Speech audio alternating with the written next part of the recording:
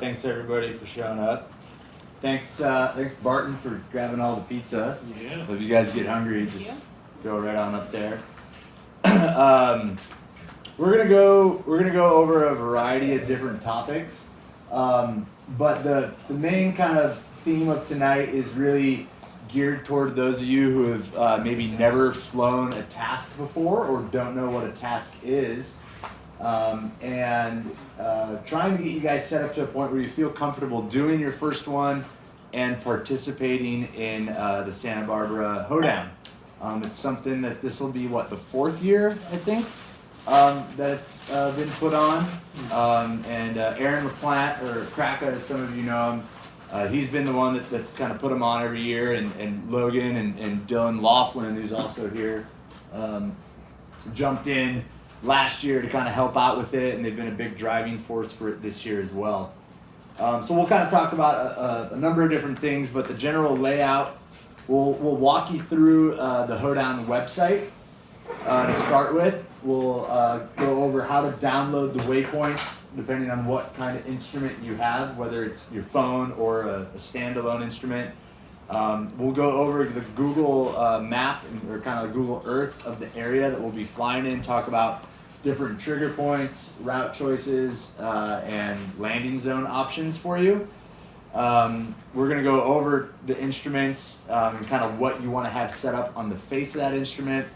We'll talk a little bit about your progression, especially as a new pilot doing this, things you can do prepare to set yourself up for success, and kind of move into actually how to fly the first task that's been set for the month of October, and a few other things, and kind of how to just progress throughout the rest of the season.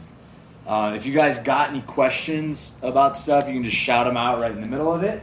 And those of you that are here that have been flying in Santa Barbara for a while, Carter, Chris Goulden, Lucas, Angela, any of you guys, feel free to chime in with any information that you guys got, because that's kind of what this evening's all about. It's just sharing as much information as we can for you guys. For those of you that are new, to make sure you guys are excited about this and want to keep learning about paragliding. Cool. As far as the website's concerned, if you just go to sbhoedown.com, it'll take you to this place right here. sbhoedown.com. The graphic changes every year. This is a new one that was designed by Kraka. The theme is pretty similar, so you'll find that right up there at the top. The first thing that you'll need to do for those of you that are new, you're going to have to go down here to log in and register your account. So I'll just open up my account here.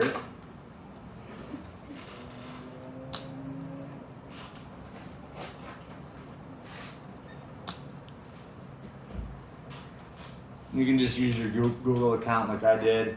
And then you'll come down to register. So when you hit register, that'll take you to this page here where you can put in your name, your birth date, email address, all that stuff, your USHPA member. You do need to be a member of the Santa Barbara Soaring Association, which hopefully all of you already are. If you haven't, make sure you do that. It's only $30, pretty cheap. But you put down your glider make, model, color. You can make up your sponsor. You can see I'm sponsored by Marlboro down here. And then you choose the hang gliding. That was last year's sponsor, so we'll see what I do this year. I don't know who's giving me money yet. And then you choose your classification. I think we're sticking with what we did last year, right? There's hang gliding, there's paragliding, A, B, and C, and then there's D and above for the CCC class. You just do that, click register, and you're pretty much ready to go with that. As far as getting there's also some other cool things on here as well, like Derek Musashi, for those of you who know him. He's put a couple of great guides out here. I think that they're just written out. It's good if you got the time just to click on them, read through those. There's definitely some good information in there. I believe Eric's won the HoeDown, or Derek has won the HoeDown, 3 times? Two times, I think? Really? Yeah. On a B glider both times? Yeah. Yeah. So like the I was gonna overall. see this year, so right? We're all screwed. Yeah, we're all screwed now. What do you buy? Very afraid. Yeah. We'll talk more about Derek later. For sure. You can upload a track. We'll talk about how to do that later as we kind of move through track analysis towards the end of the evening. But the main thing that you're going to need to do first is download your waypoints. And you can do that by just clicking right there. And then you can just choose whatever you need. I think one of these on the left, this is this .cup file. So depending on what instrument you have to download a different waypoint file for that specific device. The .cup is for UDI specifically. So if you guys have one of those, you'd use that. And I think this one is .wpt, and that pretty much works with everything, and I think XE Track and Fly Sky High as well, correct? Yeah, this is probably what most people are gonna do, right? So download the one on the right there, the WPT file, and then once you've done that, it's pretty simple to drag it and place it in your actual device. Who here has an Android phone? Okay, so for the Androids, you will get XE Track. That's the easiest way to go about it. And then when you go to the waypoint side of things, you can just select what you've downloaded in the top right of the waypoint screen. I believe for Fly Sky High, which everyone else that has an iPhone, using Fly Sky High is definitely the way to go. And I believe, I don't have one myself, but I believe it's the same thing. You just download it and then it kind of drags in there almost automatically. So graphics are a little better on the Apples and the Android. They look different for sure, but with the Android you can choose different settings. I got the Android specifically for flying tasks. I found that it was a little bit easier to navigate, and more importantly, it was easier for me to customize the Android. So I went from Apple to Android to flying. And sometimes, even if you're using those like Fly Sky High or the XE Track or the phone app, you don't have to necessarily download the waypoints directly to there, because a lot of times you'll be on launch with people who will already have the task in their phone, and they'll pull up a QR code. And you can just go over there, scan that QR code, and upload the specific task, not all the waypoints, but that specific task to your phone. It is good to have them pre-downloaded to practice entering it yourself. But using that QR code, that's something that you'll see kind of passed around with people when they're up there on launch. And inside the Eagle van, we'll post the QR code of the season-long tasks as well, and the waypoint file. So you can just go in there, scan it, and then upload it right there on your phone if for some reason you missed it that day. For XE Track, to get the QR code, you do it in XE Track. For Fly Sky High, you just pull up your camera and hold it up to that QR code. Dylan's gonna post every single one of the tasks as far as the QR code goes. So you just need somebody else that has a phone so you can grab it from them. I will say though, at the Nationals, like there's 130 turn points kind of thing. Yeah, the QR codes make it really easy. That's why I rely on that. I'm so bad at computers and everything that by scanning a QR code, all of a sudden I can do things. There were a couple of times that they changed a task where you'd have to change the points, so you'd have to go in and like 3 or 4 of them would be similarly named, but the only way to tell would be kind of the distance from where you were to distinguish that point if you didn't really know it. Yeah, so definitely once you've scanned a task, compare it with what's published online, and you'll see on this homepage it'll show whatever the task is. I don't know if this one's been updated yet since the season hasn't actually started. Here you go. Yeah. So that shows it right there. We've got Montecito 3700 as an exit cylinder and mouth at 9,000 meters, which is cool. Really simple, 2 points. For those of you that are using standalone instruments like a Flymaster or an UDI, you are going to download the entire waypoint file into that instrument. And for especially UDI specifically, I can go over that with you later, because I know some of you definitely do have those. But you just activate that file and they all just kind of live in there. You're not able to do like a QR scan or upload the task. You'll have to enter that kind of individually on yourself. by yourself, but it is a good thing for you guys to practice on your own. You know, especially if you're thinking of doing, you know, a competition in the future, or you're flying cross country with friends and you want to set your own task.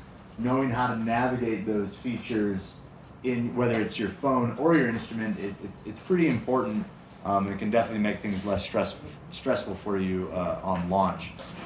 So don't just solely rely on those QR codes. I know Logan does, but I do. technologically challenged.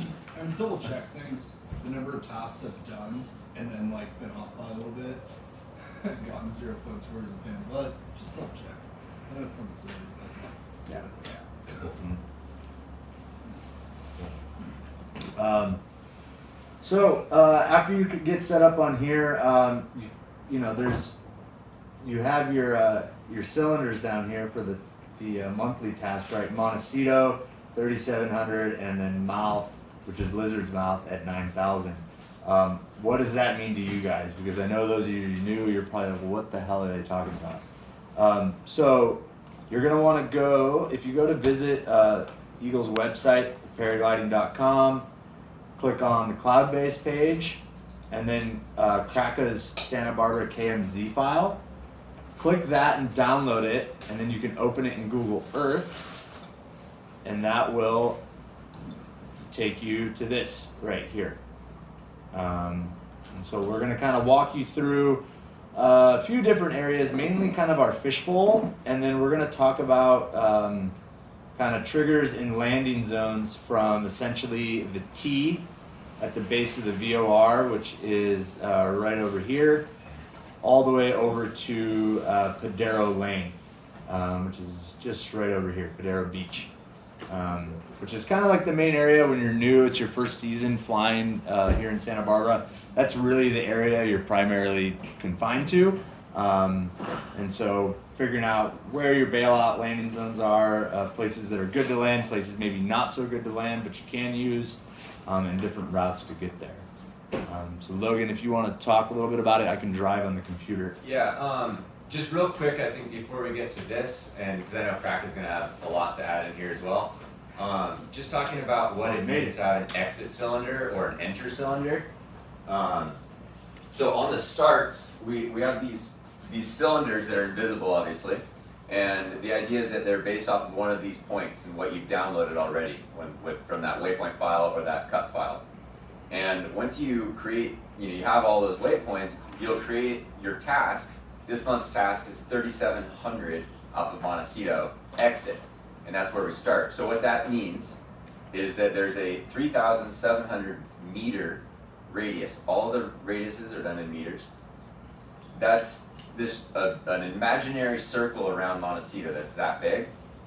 It'll either be an exit or an enter. Make sure you get that one correct, right? So an exit means that once you start, whenever your start time is, means that you will leave that cylinder.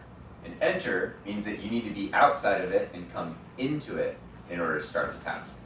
Okay? So if the time starts and you're inside of it, you'd have to leave and come back if it was an enter cylinder. As far as our task, what we do here, all of them are going to be cylinder goals, meaning you'll tag maybe a number of points, but that last point that you tag will also be a cylinder that you need to go inside of.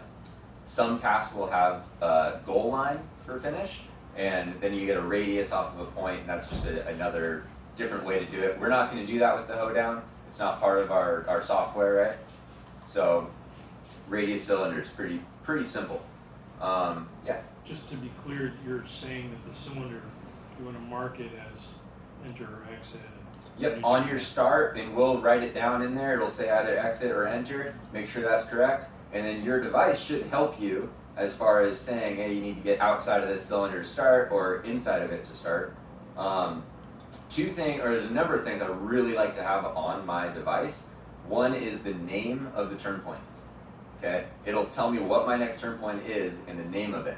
So it'll actually write it out on the screen, and I find that to be really helpful. I know where I'm going then. The other thing I really like is having a button that's a back button. It's really common for you to accidentally start. Maybe you're thermaling up inside and you accidentally leave. That can start your time automatically. So what you want is a button that will go back to previous and that way you can reset it to go back in and start again. Other buttons I like are distance to next, just kind of tells me how much farther I have before my turn. I like to have a plus or a minus as far as the map zoom. As I get closer to a cylinder, I really like to be able to zoom in if necessary. I don't necessarily like the glide to goal function in our HoeDown race.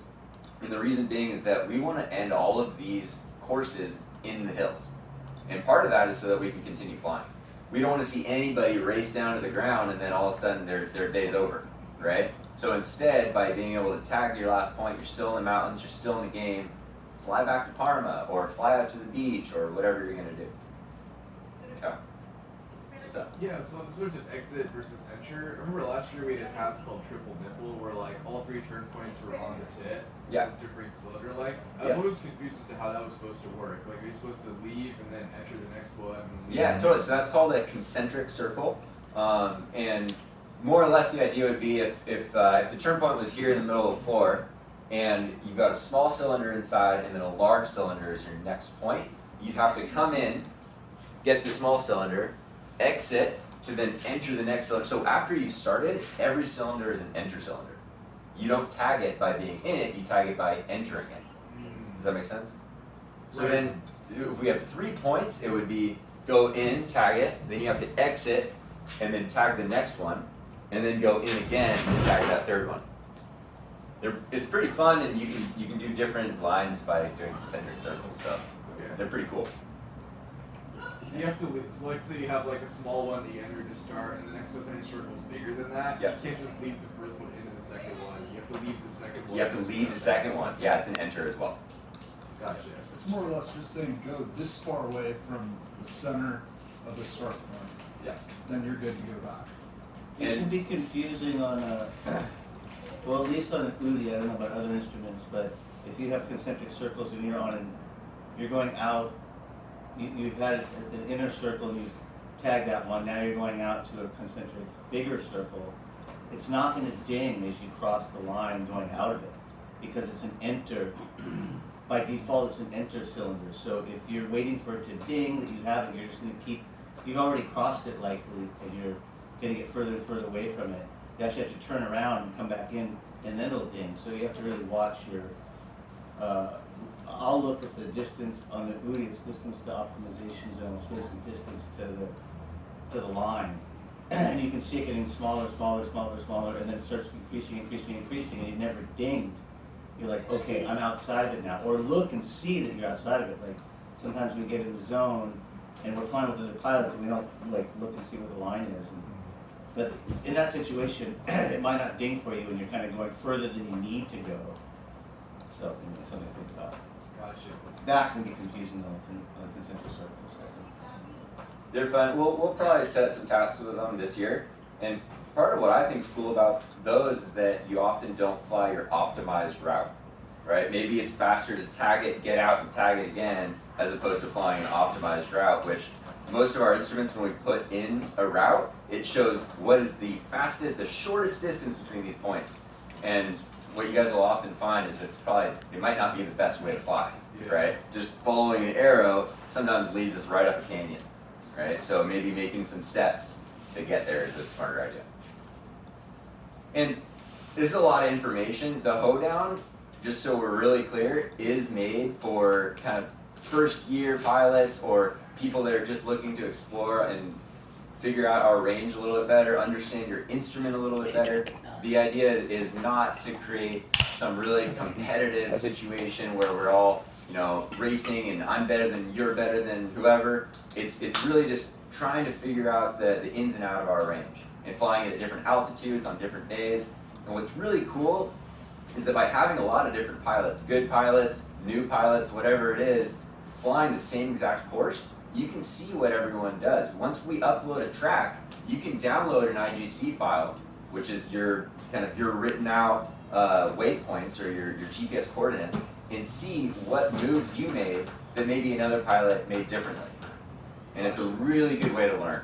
So the whole idea with this is to expand the knowledge on our range, fly a bunch of different days, a different way, give yourself a goal. It's all about progression. And whoever gets the best day is oftentimes who wins. It really, the people that work the least amount often get good days. So Yeah, very true. awesome. Do Well, you guys redo your tasks? Like, yeah, so these tasks, they go for a whole month, and you can do them as many times as you want, and you can do them after the month as well. We give you an extra 150 points by doing them in that month. So the goal is to get everybody, and they're going to get longer and longer. So we start off with a task that's a really good intro to kind of the west side of the range. It's got lots of landing zones, and Crack will talk about it here in a second, hopefully. But the idea is that they do get longer, and they should go with your progression, hopefully.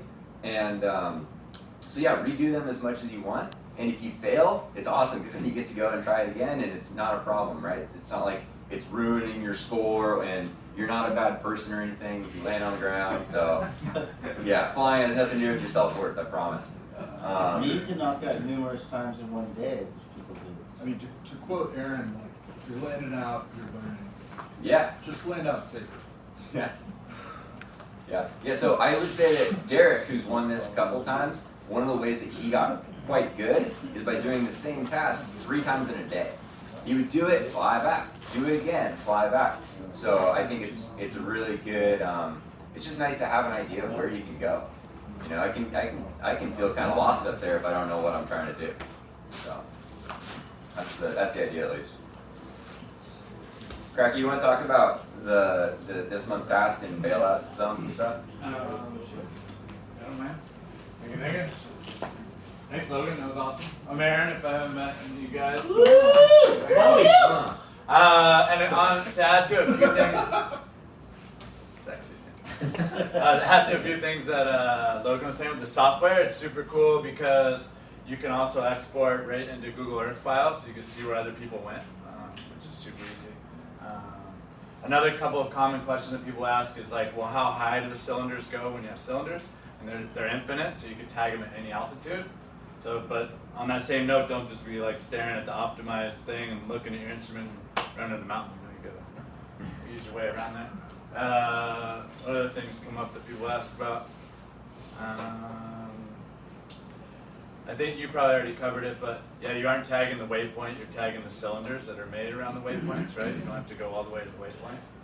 I always go to the cylinder. You just go to the cylinder, so much easier. We try not to. All here, Carl. We started, and Logan's idea this year was making the big cylinders so that we don't have small ones. Before, when I was making them, we were dumping people in canyons, like depending on where you try to hit the cylinder. I'd be like, well, this is ideal, but half the time you don't get back in an ideal spot, and you got to tag it in a canyon, which is kind of exciting sometimes. Yeah. Like, So I like the idea of the bigger cylinders. You get more of a bigger line, and we could place them better, so you can tag things more on triggers or not in crappier areas. kind of what Aaron's talking about here is like from Montecito Peak, that 3,700 meter radius around it. The edge of that cylinder goes right here along the spine of Thermal Factory all the way down kind of through Antenna Farm. So you get lots of options there when you're starting it. Right. Before, like one time we had a finish. I think it was like Skyport, a small one. Which that'd be cool into Skyport. But we would end up in reality we were all diving into the canyon, coming in here to get speed. I can make it over the power taking lines, hits right? and collapses from the west, and then tagging it, and then you don't know what to do. Like, oh, whoa, I gotta go somewhere. So that was pretty exciting. But yeah, so I like the bigger cylinders. And usually like Fly Sky High and some of the other ones will show the optimized distance, which is usually takes more distance than that to get the whole task. But I think that's about it, right? Oh, and the software is cool too. You can upload as many tracks as many times as you want. So you can upload other tracks from other places just to see if you get a score, to see if you did hit cylinders. The information you put in your instrument, when you put a task in there, the software doesn't care about that. The software only takes your raw track file and uploads it against what we tell the task is, and then gives you a score. So if you know that if you don't have time tomorrow to get the task in your instrument, but you know it's Thermal Factory to VOR, then you could just fly that with your instrument and upload the task, and upload your track and it'll score it. So you don't have to have the information or you could have the wrong information in your instrument. It doesn't matter, it only goes by your track. The information in your instrument is only to help you do it more efficiently and to know when you get to the edge of the cylinders. Like Derek in the beginning when he was doing it, he had this whole goofy thing because he didn't have an instrument. And so he would just study where the edges were, and then he would count to 10 when he crossed it just to make sure he's in it. So totally inefficient, but I don't know how he was winning. So anyways, he did funny stuff. But there's all different ways you can do it. Your instrument, the software only looks at your track, and that's true of all contests. They don't care about what information you have in your instrument. So it just takes the track, uploads it against what we tell it the task is, and then scores it. So. And the score is just based off of time, right? Like time to hit your from start. Every contest will do that differently. So we give you 700 points for just completing the task. That's the distance. So if you get the complete distance, you get 700 points. And then the last 300 points of the 1,000-point scale are based on your time. So we're putting emphasis on just doing the task. The distance, the time is much more. We put a lower emphasis on it because we just want people to have a goal and to reach a goal. You could go try to get the times later, or I think, just try to get the task first and stay airborne, and then maybe go do it again and get a little faster. So that's the goal. The question Yes. about the timing in relation to the start cylinder, like for example, just for October, Montecito Peak is the start cylinder, but you said in your video that the gates are on every half hour. Correct. So if you're going to leave at noon time in 1 second, is that your starting time from wherever you choose to take off from, and then get into the Montecito Peak cylinder to goal? That's a good question. Time, or is it from you just started at 12:01, and however if it takes you 29 minutes to get into the cylinder, and then it's the time from the cylinder to the goal? Good question. You didn't talk about start gates at all? No. Okay, so a start gate, like real racing, real comps, the comp they just went to, they have one start gate, right? All 115 pilots. The time goes at one time. For this contest, we're just doing every half hour because it's just easier that way, and we're not concentrating on one race. So if you want to gather up and with your buddies and say, hey, let's start at 11 o'clock start gate, super cool. We could all get in the one spot, on the trigger closest to the start and go. The software will score it.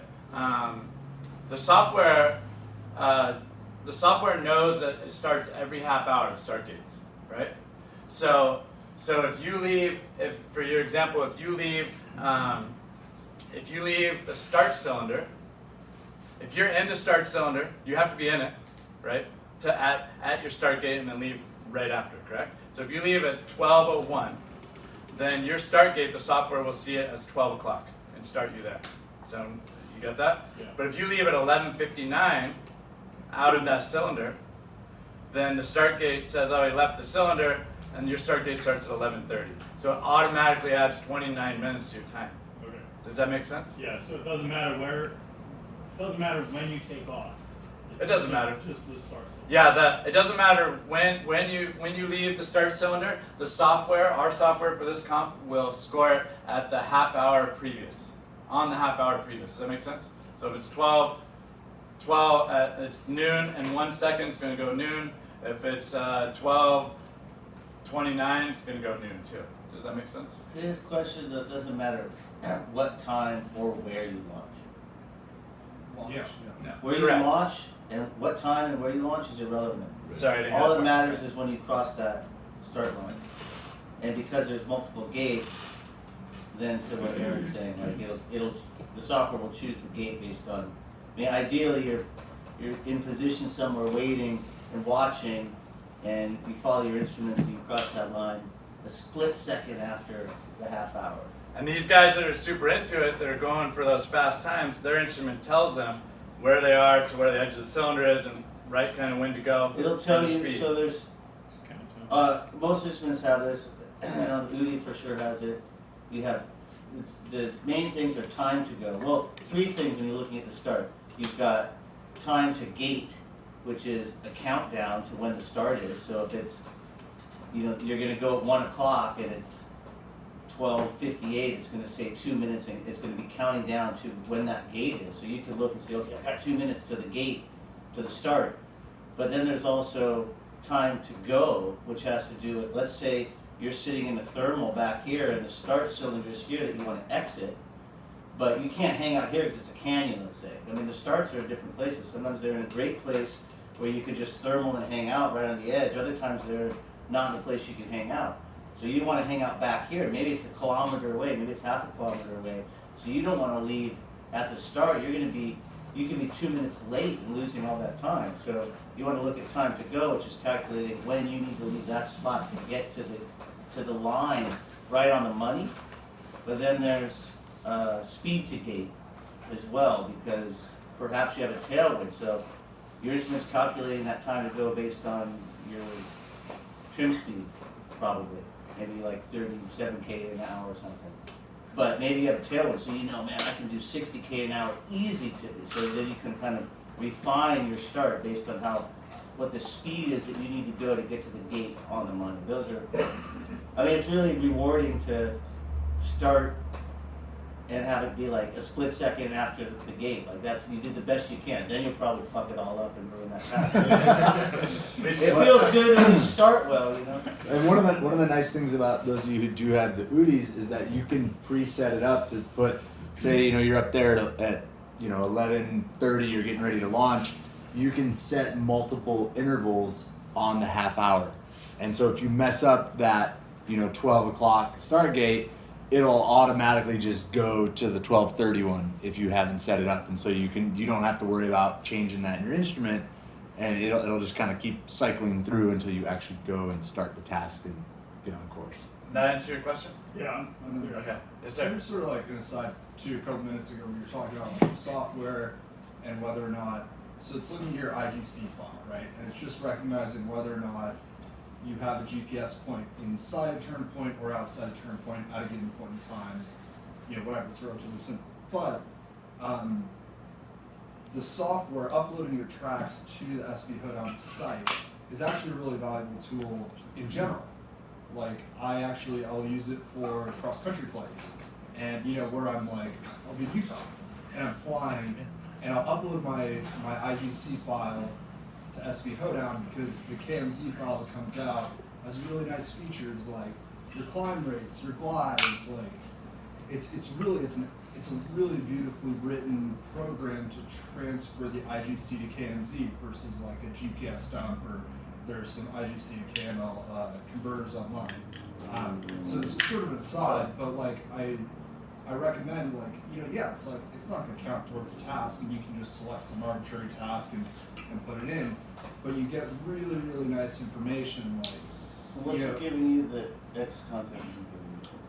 Well, so the biggest thing is the climbs and the glides, and so the KMZ files that get spit out of SB HoeDown. I looked through the source code, tried to rewrite it. Struggled a little bit, but it basically it's taking into account like what's your rate of turn, what's your rate of climb, what's your rate of sink. Like, are you going straight for a while? You're turning for a while. Like a lot of instruments will register whether you're climbing or whether you're gliding. And so, you can see last year. I don't know. It's what I really was interesting actually to the one. see like you can see like on a climb like how efficiently was I climbing. Like I went up 1,000 meters at 1.5 meters per second, but the core was like 4. Like what was I doing? Was I like taking a cigarette break during the thermal? Like what was it? It's like it's just anyhow. I guess what I'm getting at is a really useful tool for all flights. I know this is outside of the sphere of competition flying, but Use it as a converter. yeah, I use it as I think it's the most elegant converter. Shane Swenson's a guy we fly with, super nice guy, super rad programmer. He lives in Salt Lake, so if you ever see him around town, buy him a beer. He wrote all this. But yeah, so we have our task board up here, right? What the task is, March task, the Cooper 500. This is last year's contest, just to get an example. We just had a friendly name for it. And then the Lacuma 500 meter exit was at Nordoff Peak, 3,000 meters, which is into speed and goal. Ooh, I forgot about that. Okay, yeah, into speed and goal. And so and then you have to have a Google account to upload. You could just make a free one if you don't have one to upload to this software. Then you can upload your track. You can do it right from, like I do from my phone, right in the landing zone. You can just do it right from your phone up to here. It's done. It'll analyze your track, tell you where you are. What if you scroll up some or down? I mean, keep going. So Then over. yeah. So these are like all tracks people. One of those are all scores, right? Where is it? Keep going down. Maybe it's further down. There we go. So like you could download the KMZ file for anybody's track or the IGC. KMZ is the Google Earth, of course. Or you can, there's also view analysis, which is pretty cool. It'll tell you how fast you were between waypoints and other cool stuff like that. View Fun analysis. to see. That's all kind of advanced stuff. Yeah. And meanwhile, just say, hey, if any of us are around, you want to take 11:30 start gate today? We launch, we get in the air, hang out the sweet spot 11:30, and we go do the task. It's super fun. Did you guys want to look at LZs or anything? Anybody want to see that for this task? Yeah, I think so for sure. Anybody have questions about the software or anything? Can you go to the analysis again? It's Can you walk through that really quick? yeah, go to the one. This all sounds like a lot, but it's pretty simple once you do it once. Let's see. So it'll have like your splits. This one only had a goal. It only had a start and a goal. But if you look at one that has multiple cylinders, it'll tell you your splits between each one and your speed between each one, which is kind of cool. Yeah. So it's kind of fun stuff to look at, I think. What does ES stand for? Like ES? End of speed. So end of speed was created because most contests will have a cylinder or a goal line in a landing zone, and so people are speed barring all the way to get that are going to time it just right. They're going to come in too high. They wasted altitude and time to get there, so they're going to come in and try to time it just right and smash into the ground if they're on full bar or whatever. So the whole goal with that is to come off a bar when you're at altitude. So they make either a whole other waypoint or a bigger cylinder around your cylinder for end of speed. So your time will end and be done at like a safer location and more altitude, where where you can burn in somewhere, but you still have to make goal to get all the distance points. But your time doesn't matter. You just have to make it there. Does that make sense? So rather than burning into goal at full speed, you burn into a certain what the task committee considers somewhat a safe location for altitude wise. Your time stops, and then you have to make it to goal to finish. Did I say that correctly? Yeah. Oh, it's great words. But You don't get your time points if you don't make it into goal. you don't. Do some contests sometimes? No, you'll still So get you have distance end of points. speed, Right. and You if won't get you your cross time. that line, that gives you your time, and you have until goal closes to get to goal. But if you don't get to goal, you don't get those valuable time points. Right. So you did all that work. You don't want to Made land it 300 there. feet short. You don't want to come in downwind at 40 miles an hour and come up 3 feet short.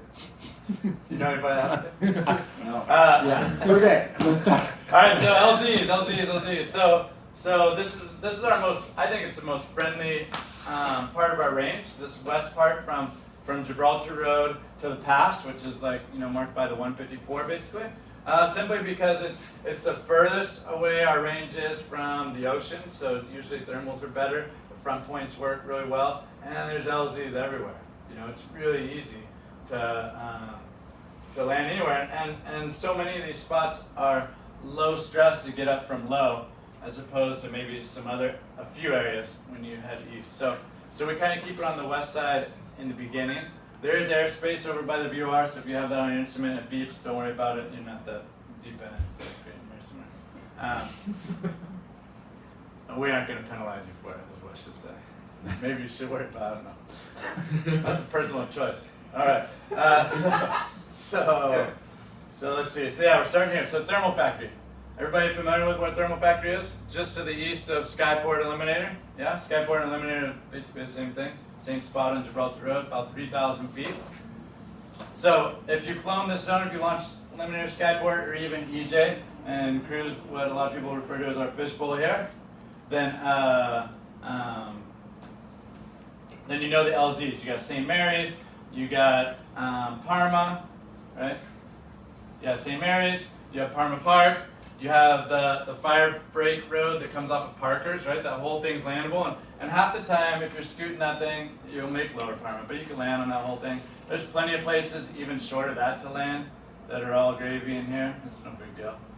Look at all the green. I like seeing green. Lots of places to land, right? People even land on the bottom of Gibraltar Road. No problem, you know. So some people land on that with problem too, but that's a personal choice. I like the green grassy ones. So lots of places to land in our initial zone, right? And then we start scooting over. So let's see, we have Power Prayer. This is the Holy Hills area. Everybody's familiar with that. We got the tunnel tit, right? That's that big feature you see when you're launching EJ just off to your left that you're kind of aiming for. And off to the right, you have the bigger peak out in front, which is in front of the Cumbra, which is, we've always called, the hang gliders have called it Cathedral since the 70s, even though technically the front of it's Arlington and the back of it's Cathedral. So Cathedral, coming around that, you have in front of it, you have the lower foothills of Inspiration Point. Some power lines kind of by it too, the market. Inspiration Point, people probably all hiked up there, right? You hike up the little road and cruise up to Inspiration Point and make out with your girlfriend, you know what's that? Oh! All right. And then, and Hesita Trail winds down this way. There's plenty of LZs in this zone too. So, Robbins is over here. And this used to be a training hill for hang gliding in the 70s, so it's plenty landable. The guy Valdez, Robin, his son Valdez used to fly planes and did a touch and go on that thing. So he knows it's big enough on an airplane. That's pretty cool. But it's so these Inspiration Point foothills fall off to the west and they get shorter and shorter. And there's power lines that kind of wrap right here. Right where the power lines cross there is usually a good zone to hang out in and trigger. A couple of triggers along the way, but you can fall just below this ridge line and scoot all the way to Robbins, no problem. Robbins is kind of up on a little plateau, and then you walk down Hesita Trail and you're out. You can also land in the meadows right below Robbins, which are just as good too. At the end of Ontario Road, there's like a west-facing slope that's awesome to land on. Then I like that one because you don't walk at all. I don't like to walk too far. So plenty of landing zones in that zone. The only place that might be a little interesting is in the Holy Hills. If you're stuck in between Inspiration Point and the Holy Hills somewhere, that gets a little tighter. People land in these little orchards that are around here. Right at the bottom of the Holy Hills on the west side, there's a trailer at the end of this perfect green grass area. Plenty of people landed there. That guy's always sleeping in there. He notices when we land there. He pack up and walk out. And that's at the top of Tunnel Road, I believe. So you could always land there and walk out easily. So easy landing zones in there, and then it gets even bigger from there. So once we go west of Robbins, then you have like the whole San Marcos open space preserve. So I mean, look at all the green, man. You can paraglide only takes like that much room to land in. You know what I mean? So all that right there. Anyway, Kokopah's all legit. T's all legit. Kokopah's a mile-long LZ. I don't know if you ever checked out Kokopah. But if you just clear this little house of ridges right here, it's literally like 1 mile. You'll see a little hiking trail, fire road, right along the ridge right here. It's like 1 mile long, huge. You can land in this canyon here. You can land on the west side of this ridge here. It's huge. You can land all this stuff. It's all good. And then, of course, our goal is like somewhere right here. So you can land on all those. Even west of the T, there's a good place to land on the other side of 154. There's some open spaces over there. I wouldn't go too deep into their space. Just if you're diving over here, just to grab it, you got to get the cylinder. Try to make it back to the T. If not, you can land here. But that's my take on it. It's pretty easy. Anybody have questions about the LZs over here? Kind of the first part of cross-country paragliding is this idea that we don't necessarily know where we're going to land, right? So it's kind of this commitment once you leave that normal Parma obvious spot where we've all been. Now you're opening up and you're trying to find new spots. And what's really cool about this first class, like Aaron's saying, is that there's tons of landing zones. So don't stress about the landing zone. You don't need to be looking for the landing zones until it's time to land, right? You got plenty of options. And it's how you're going to expand as a pilot. It's a huge step. Right, and I think that the biggest thing for you guys that are new to this sort of thing, you're gonna make your task if you just stay in the air, right? You're not gonna have to worry about all these weird places to land, as long as you're topping out your climbs and you're moving methodically and just stay in the air. That's kind of the name of the game, which I think kind of brings us up to a different route choice and different triggers to Okay. kind of And move. one quick thing about Santa Barbara and landing anywhere on front country is 99% of the time you're gonna have some kind of south component, right? It might be southeast, east, southeast, east, west, something. So you know you gotta land towards the ocean, right? If it comes down to that, so that takes a lot of the guesswork out. Other places you go, you may not know which way to land. You can look for birds. Birds 90% of the time take off into the wind, land into the wind. So if you're unsure of wind direction, glance around, see if you see a bird landing in a tree, taking off real quick. I use that trick a lot. Grass, you can kind of see grass blowing one way or the other. Shiny side, it's usually the windward side. Palm trees, same thing. The only caveat to that, though, I think, I'm sorry? the only caveat to what you're saying, I think, is snake pit. Snake pit, you're gonna fly into the hill. And that's because it's short and downhill. So usually, I've seen people land both ways, but usually you want to land uphill in that. Yes, and some of those deeper zones too, the wind doesn't affect you a whole lot because it's just going to be churning and doing all kinds of weird stuff deep in a pit anyways. But the more open ones, you can almost count on some kind of south component. But you're correct, yes, the snake pit, you want to land uphill towards the mountain. And there probably won't be any wind down there. You're just buried down behind all these trees. But anybody want to add anything to that before we go Where are route you choice? not allowed to land? That kind of changes daily and depends on who's home when you land there. Avoid Westmont. I wouldn't worry too much about that. Never sacrifice your safety for like deciding where you're gonna land. If you're gonna make emergency land, I'm gonna make emergency land. I mean, I'm gonna be safe and I'll walk out here. I'm gonna be nice to the person if they have an issue with it and apologize and make my exit. But I'm worried about my safety first, and obviously, I'll try to go to a bigger zone or a safer zone. I mean, I try to aim for the biggest one I can if I can make it there. And then if not, you gotta stuff it in a backyard or whatever, and then just go about your business, be quiet, try to get out of there. And like Montecito, half the people are never there, still don't even know. But there's really only one guy that really wanks about us around Romero, Montecito area. But if you have to land there, you have to land there. I wouldn't be too concerned of like, should I not land there? Do you want to show the only guy that really cares? It's the Park Lane LZ. So at the end of Park Lane, really ritzy neighborhood, we used to have permission to land here, and they're beautiful. They're the only green spots, big green spots in Montecito. Beautiful. Both these fields are owned by the John Deere family, but the caretaker in the last handful of years is a total dick and just hates us. And so everybody lands there because you get low in the zone. It's just it just calls your name. Gorgeous. But what you got to do, if you have to, do it. Just land there, deal with them, whatever. He calls the police, who cares? But otherwise, you could just go downhill a little further to the golf course. And there's actually one golf courses.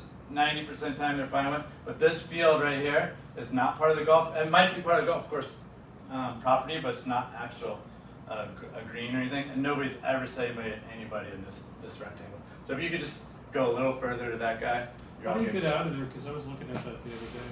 I'm sorry. Do you have to go out through the main gate? No, there's a road that comes right through here. You're not behind the It's not gate. No, No, yeah. no, And this- same with, this if you is- land on this side of the golf course, there's gates right to the road here. I prefer to land over here because sometimes I think they wank more when you're closer to the That road. LZ's, that's like, I use that as Yeah, that's LZ great. in that whole Yeah. area. Totally. And if you land Park Lane, you just scratched all the way down to the ground basically, like, there's very few days that you take it that low, it might even work down there, so you might as well just leave with enough altitude to get to Right. It doesn't, like you The said, it doesn't take much wood. more.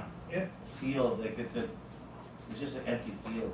Also, like, if you can sort of, pan the screen out, like, there's an insane amount of relief between where the Park Lane LZ is and where the Burnham Wood LZ is. Like, there's a significant amount of altitude loss between Right. Park Lane Downhills. and Burnham Wood, and oftentimes, once you get into the sea breeze, granted you'll have a little bit of a headwind, but you often get a better glide ratio. There's not as much air moving around, it's super stable. So, this isn't like a recommendation to like leave Park Lane, go for Burnham Wood, but it's like It oftentimes doesn't take much more. it doesn't take much more, and the Burnham Wood LZ is far lower in altitude than the Park Lane LZ than it looks like from the air. So that's And it's bigger. Maybe It's Yeah. flatter too. Park It's landing flatter. goes downhill. helpful and unhelpful. It's easier Yeah. landing. Willie, when he first moved here, he flew down to the Topo Bluffs and back, and then tried to land at Park Lane LZ and ended up in the trees and the neighbors. You might wanna talk about Westmont. Westmont's up, I mean, that comes and goes. I mean, I think like the big thing, like I wouldn't worry about it. it's like you land where you guys need Yeah. to, right? Try to make good decisions. If you land somewhere and someone's pissed, you apologize. Don't argue with them. Pack up and leave. Yeah, sometimes Westmont welcomes us, sometimes they call the cops, but whatever. I wouldn't worry about it. Be alright. We aren't breaking any real rules, so, except for if you're landing in airspace. I guess landing at the beach unless you're at war. That's Correct, and there is a real airspace rule there, you have to be Yeah. under 1,500 feet to around the freeway zone. This beach is fair game though if you're Yeah, PC. that's just. Correct, Yeah. yeah, so it's just a little Sorry. step down the way. So, yeah, all the beaches this way. State parks, you're not supposed to land in state parks either, but that's further down the car.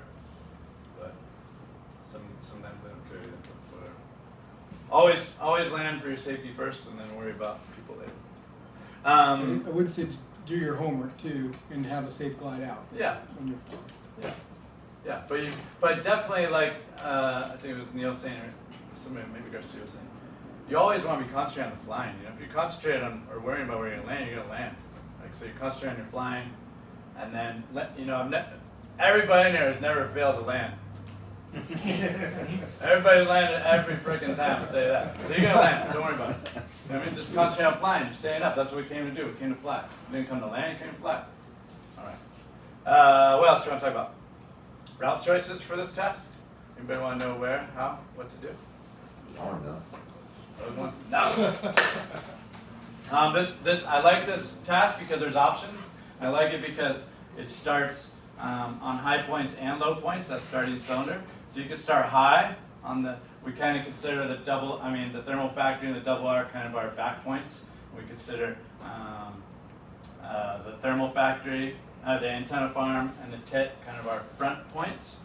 So from the thermal factory, you'll more than likely get way higher than you will at the antenna farm. It's not an everyday rule, but if you're getting over 3,000 feet at antenna farm, I think it's wise to jump back to thermal factory and see if you can get higher before you start your way. Because 3,000 feet at antenna farm isn't going to get you too far. You'll get over the tit and then you have to do it all over again. But if you could jump back to thermal factory and get up, then you have a better shot at double R, where you're on the high ground again as opposed to tunnel tit. Because more than likely tunnel tit, our lift is usually is often tied to the height of the terrain, right? It's only going to go so high above the terrain.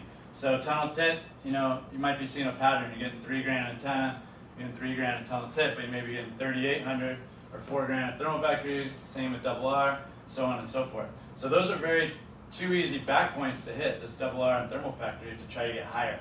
Yeah.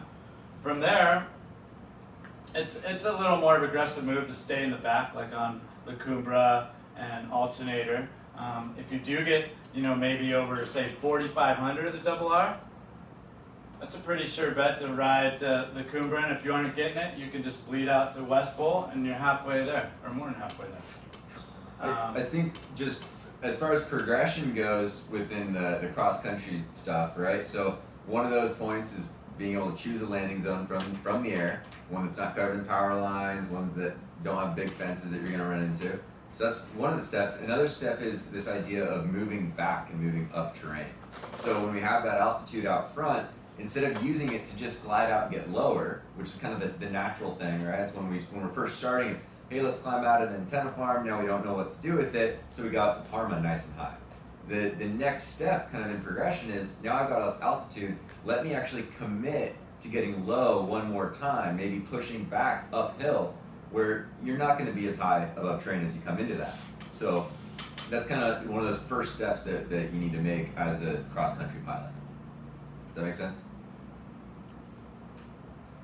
And being in that main zone too, if you aren't getting high enough to where you think you can jump back or keep going, and you have St. Mary's, you have Parma, you're familiar with those, you can go between the tit and the antenna farm 20 times that day, just to get practice of gliding somewhere, thermaling up and gliding again. But anyway, so you can easily make this task staying in the front points. So you could be antenna farm, tunnel tit, Cathedral. Cathedral is probably the weakest thermal trigger in our zone, early in the day especially. If you come over the top of it, you have better odds, but on these faces and down on these points, it just gets harder and harder. So I wouldn't piss away a lot of altitudes this one if you come in here. If it's not booming up, I'd rather be low on West Pole than high on Cathedral, I think, searching. Unless you come around the top of it, but you never know too. You fly with other pilots, they may mark exactly where it is, you go to them and get up. So you could scoot along the front of Cathedral, and then West Pole is very similar in style with a peak and 2 spines. No Name is past that with a peak and 2 spines.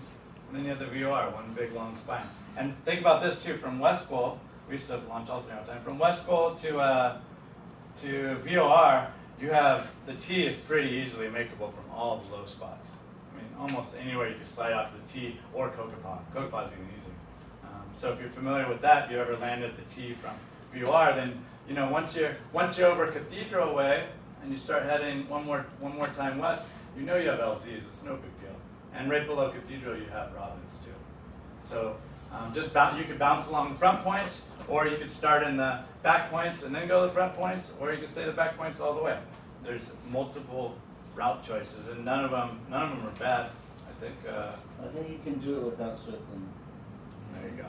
Yeah, so there's the idea of finding the landing zone, there's an idea of benching back, and then probably for your first task, you're gonna wanna top out every thermal you find, right? You find lift, stay in it till it stops being lift, right? And then continue your flight. As you continue to move, you might realize, Neil is already talking about how he's gonna do the whole thing in one glide. Like that's Neil, that's awesome, right? So as you work towards that progression, it's, okay, maybe I'm not going to top this one out because I've got something better coming, and that comes with more experience. So flying through lift, like at Cathedral, maybe you're going to fly right through a little bit of lift to get to West Pole, it's going to be better. So all these things are things to think about in the future, and that's kind of what we're all working towards. When to stop, when to climb, how high do you need to get? Is there an inversion layer that just gets really, really slow and it makes more sense to keep going and staying in that range? So it's just the whole game. Every hour could be different. Yeah. Kind of fun. Keeps you coming back for more. Anybody have? I don't know if I did a very good job on the route, but does anybody have questions about the route? You just kind of keep bopping your way there, and just look at what you think is going to be a trigger, and go to that and see what happens. And you just keep doing it over and over. Not the same thing if it's not working, but over and over. Practice. It was 9,000 around Blizzard's Mouth. So that Yes. does that bring you to the other side of the 154? Yes, so Okay. we have a launch up here on the west side of our range called the VOR. It's just on the east side of the San Marcos Pass. So San Marcos Pass, the 154 comes up and over it. Yeah, it's a low point in our range. And so the VOR spine is kind of like our last decent thermal zone before it all scrubs off through the pass and gets lower and flatter. And so this VOR spine, your flight plan when you launch here, if you're just going straight to the LZ, is right down the spine to the LZ. So we got this cylinder that pretty much covers the whole friggin' spine. You might have to go just on the other side of the crest of it, like 20 feet or something, but it's right there, and it comes all the way down to. It doesn't. I don't think it includes a T, but it's just on the side of the 154. And so why it's like that is because we don't, especially at the VOR, it can have a good amount of west influence, especially later in the day.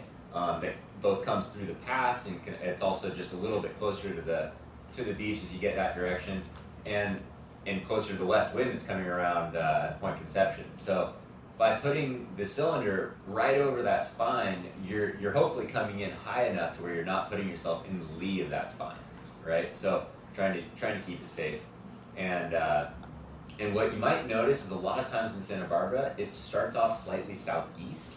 It's the way that the sun comes up, and oftentimes we have a little bit of east wind in the morning. So this route might be better to do as an earlier flight, right? A little bit earlier in the morning. Maybe at 11 o'clock or even before noon start time might be your best option to have a nice tailwind.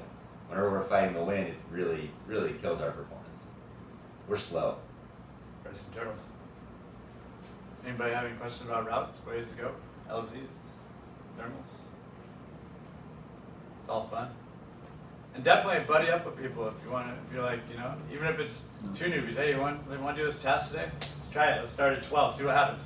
So what if you only get one peak or you don't get any peak? Maybe you just get the start. Upload the start. See if you got the start. It's kind of fun. Actually, You can upload even if you didn't get the whole test, upload it and see what happens. yeah, I'm just wondering, like, we talked about, like, there's lots of LCs and stuff. If you're taking the high line, like, back by, let's say, we go EJ, like, Cumbre, Alternator, VOR, if you're getting low on, like, that point, is there any point where, like, you do have to glide out or you get stuck in a canyon back there? At some point you could, yes, good question. But that's a pretty good question. I would say between EJ and let's say like No Name, EJ and No Name, yeah. So this whole ridge right here, yep, right here, this whole ridge, right? If you've never gone here before and you're maybe 100 or 150 feet below the ridge line, fly out. And I think that'll keep you out of trouble. The rest of the other people you'll see getting way down here and looking for stuff, and that's probably because they've done it a million times and they know that I made it out last time, I could get a little lower. Eventually, we don't make it out and then we're like, oh yeah, well I gotta be a little higher. But I'd say you feel out to conservative 100, 150 below this ridge line from EJ all the way, then it's time to head out. You're gonna head out, if you're at La Cumbra, you're gonna head out to Cathedral, which is in front of you. You're gonna go around it one way or the other. Which way to choose? That could change every minute too. But they're pretty equal. In general. Pardon? I pick the windward side in I general. think the windward side. I think a pretty big thing to kind of recognize for you guys that are new to doing this sort of thing, especially here in Santa Barbara, is that your route choice can change not only over the course of 30 days in the month, but also the timing of the day. A lot of times, like Logan was saying, we have that southeast flow that's kind of kicking in the morning, but also in the morning we can have a little bit more north wind coming over the back. So if you take an earlier start gate, you might be on a line that maybe is going to be working a little bit better out front, kind of on those front points. And if you wait a little bit longer, maybe it works a little bit better on the back, or there's some days where we can't even get onto that back ridge. So it's going to change from day to day, and there'll be days like, we're getting, 6,000 feet or so at La Cumbra, and we're going to go to one glide full bar, and people are going to be doing that on the back ridge or even behind the back ridge and just nailing that thing. And then there are going to be days where we're not even getting over 3,000 feet and we're just kind of scooting along those front points. So just because you saw a task run on one line one day doesn't necessarily mean it's going to be the same way that next day. You kind of have to fly it based on the conditions and the forecast that you looked at in the morning. And that's kind of what Logan was talking to about, like, don't get too wrapped up in, the whole competition side of things, trying to beat people on different times. Because if somebody has, everybody has jobs, we're all working, it's Tuesday, but, Neil's out and it's like 9,000 foot day, Neil's going to get that task in probably about, what do you think, Neil? What time? If I get to 9,000 feet, I'm sure I'll burn it all in dirt. But you'll win the task. Think positively, I'll burn man. it Think before I ever positively. get to the task. I think also to add, like, the changing conditions over the course of the month and, like, timing of the day and whatnot, like, I think there's real value in, in doing the task repeatedly in different conditions and seeing what it's like on a day where cloud base is at 3,200 feet and you just, like, you can barely get around. And then, like, when the day comes along where you're at $5,000, it's like, oh, this is a party, I get it. But every single day you try it adds value and experience to you as a pilot. So, again, like, I'm very competitive with myself in the HoeDown.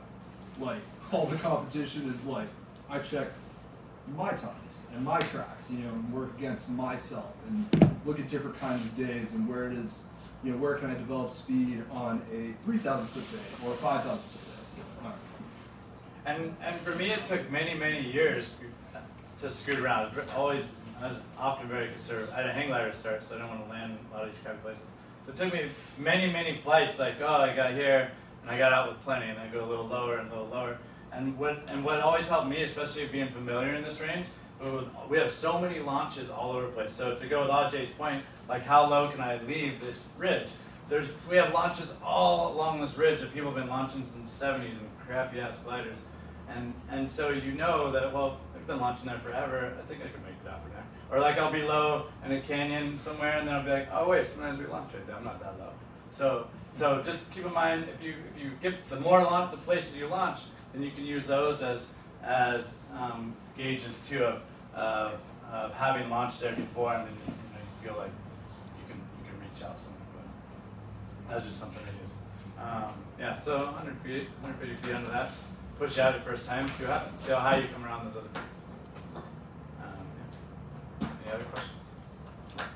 There's a pretty long history of flying here in Santa Barbara, and like Jack was saying, I mean, lots of launches and a lot of people that have explored and figured it out the hard way. What's really cool is that, especially with the Eagle van, we all drive up together, right? It's the most experienced pilots are driving up with somebody that just started that day. So get in the van and talk to people. And if you're not sure, if you have a track log that you can take, you're now recording all your flights, so take that and show it to somebody that's got a little bit more experience. Just in this room, you've got a ton of people that have been flying here for a while and know kind of how low they've been or how low somebody else has been. And it's a really good tool that will help all of us get better is reach out and find a mentor that meshes with the way that you fly or the way that you talk, and keep pestering them.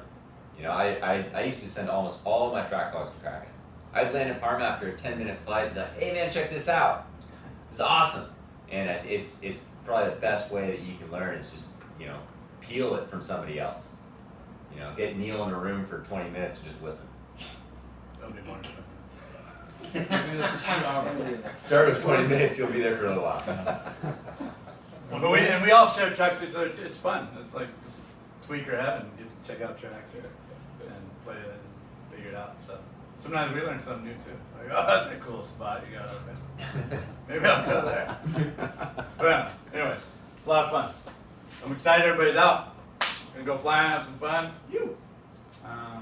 Anything else? Anybody want to add? Good question. Anybody add anything? Yes, sir. Live tracking, have you guys thought about? That's a loaded question, I think. Not for me. I know where I'm at. What about it? Yeah, we're not going to do like live track, like so somebody can't necessarily be at home and look at their computer and be like, oh, they're racing today, and get second by second updates, unless that person wants to upload to something like Live Track 24. So on Fly Sky High or XC Track, you can share your live location. It's pretty cool. In our range, we have service just about everywhere, so there's not necessarily a need for an inReach. Well, I was thinking not so much for here, but it seems like everything's moving towards that at the competitions. And a lot of the fly-ins are doing most that. competitions will give you a tracker. Yeah, I think it's going to move away from that, though. I think it's going to be more just the phone. That's what it seems I like. haven't necessarily seen that. There's a couple apps that allow that. Zenit is one that they use in some competitions that goes straight off your phone. You have to download the app, but they'll tell you how to do all that. We're not gonna do that. Yeah. If you land, it's kind of all on you, right? And same thing, retrieves are all on you. Uber's awesome. Hitchhiking works. Buses are good. Buses work. And for all you guys that are new, this is like a ton of information, and instruments are a ton of stuff, and spots and inReaches and like all that. Like some people are really good with that, and they'll have like 8 instruments on their pod. Me, I'm really simple. I'm not that bright with this stuff, and so I just like to have my phone, and that's it. So everybody has their own style. So don't let this like intimidate you or freak you out, or just go fly and have fun. Like Logan says, just to help you progress your skills and stretch your zone a little bit. And you want to use your instrument, go for it, or just gaggle up with somebody and follow them around. It's a lot of fun. So don't let this like all this stuff change your flying or make it sound too technical, like from a technology point of view. It's like it's still just flying. Go out and have a good time. Turn your instrument off once in a while. It's a great skill too to learn to not have a variable. Anyways. Anything else? Anybody got anything? Anybody want to share anything? So we put this together. Any other ideas? Anything we didn't cover? Anything pretty simple? Okay. Try to keep it simple. And this is a really simple format of a contest. Like you go to these real contests, and that's why we try to get all the base stuff here. So you guys, when you go to real contests, you can just concentrate on flying, get all this stuff out of the way.